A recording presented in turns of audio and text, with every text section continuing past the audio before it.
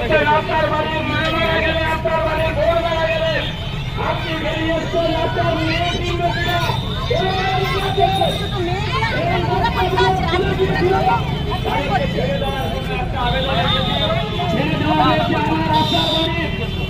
কিন্তু কেউ মারা গেলে আমরা এই অবরোধ করবো কিনা আলাদা কথা। গতদিন যা ঘটনা ঘটে গিয়েছে গোটা পশ্চিম বাংলা শুধু নয়, গোটা ভারতবর্ষ নয়, বিশ্বের বিভিন্ন দেশে এই নৃশংস হত্যাকাণ্ডের প্রতিবাদ। আর মেধার জোরে সে পড়াশোনা করে MBBS পাস করার পরে সে MD করার জন্য ওখানে সে কর্মরত অবস্থায় একই সাথে পড়াশোনা এবং তার সাথে ডাক্তারি করছিলেন। আপনারা সকলে সে ঘটনা জানেন, কিভাবে ডাক্তারি রাত্রিবেলা ডিউটি করার পরে সে একটু বিশ্রাম নিতে গিয়েছিলেন ভোরের দিকে, এটা তার অপরাধ। একটা ভাবতাম আজকে সেখানে একটা বিশ্রাম করার জায়গায় গিয়ে সামান্য বিশ্রাম নেওয়ার পরে আবার সে আসবে, তার ডিউটিতে যোগ দেবে। সেই অবস্থায় তাকে নৃশংস চোখ সাজস করে তারা বলল এটা আত্মহত্যা বলে তার বাড়িতে খবর দিয়ে দেওয়া হলো, পোস্টমর্টম হয়ে গেল। তারপরে আপনারা লক্ষ্য করেছেন সেই বডি সেখানে তার বাবা মা। আজকে আমরা লক্ষ্য করেছি, সাহেব আমি আপনাকে, আমাদের নারায়ণবাবু কথা বলছেন, আমি আপনাকে একটা বিষয় অনুরোধ করব, আপনারা যত দ্রুত এখানে মানুষের অসুবিধার জন্য এখানে আলোচনা করতে এসছেন, আপনাদের সিনিয়র অফিসাররা, IAS officer, IPS officer, IAS অফিসাররা কলকাতায় বসে কি নির্লজ্জ ভাবে একটা খুন হয়ে যাওয়া ছাত্রীকে তারা বলছেন আত্মহত্যা করেছে। আপনার বিবেকে ধাক্কা লাগছে না? হ্যাঁ, সময় ছিল না।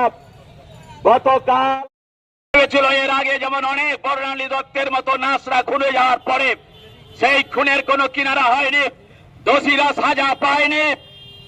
সেখানে আপনারা পুলিশ, সেখানকার অধ্যক্ষ, সুপার সবাই যোগ সাজস করে, এবং যে অধ্যক্ষ আজকে নানান দুর্নীতির সঙ্গে ধর্ণা মঞ্চ ভাঙচুর করা হয়েছে, মা বোনদের উপরে অত্যাচার করা হয়েছে, সেখানে ইমার্জেন্সি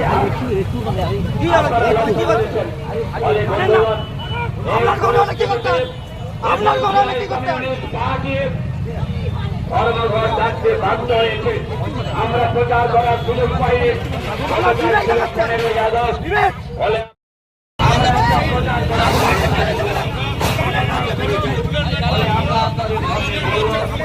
আজকে দেশের আজকে যা অবস্থা,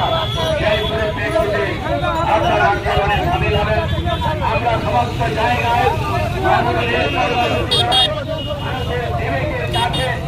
কিন্তু আমরা প্রতিদিন অবরোধ করার আমরা চেষ্টা করেছি। স্তরের বন্ধুগণ, আপনারা জানেন আমাদের দল 12 ঘন্টা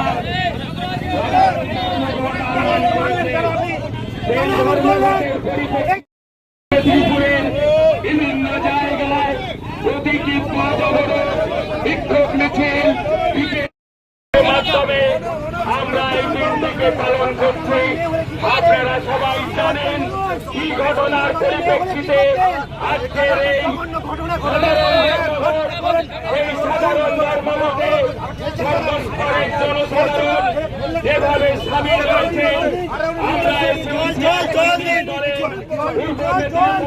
কমিটির পক্ষ থেকে আমরা অভিনন্দন জানাচ্ছি। আমাদের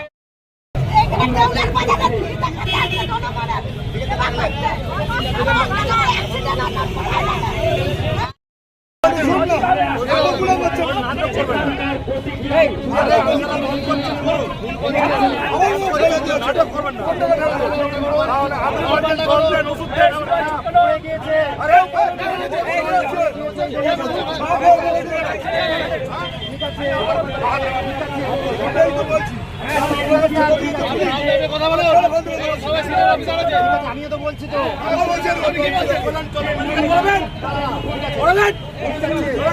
দাদাগিরি করছে। ঠিক আছে, আমি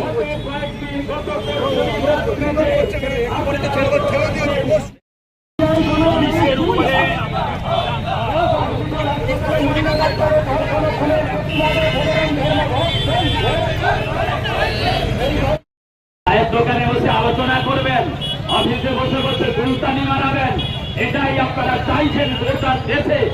আর দুষ্কৃতীরা কিভাবে আপনারা লক্ষ্য করেছেন, এখানে গত 24 তারিখ রাতে এই হাই ফাই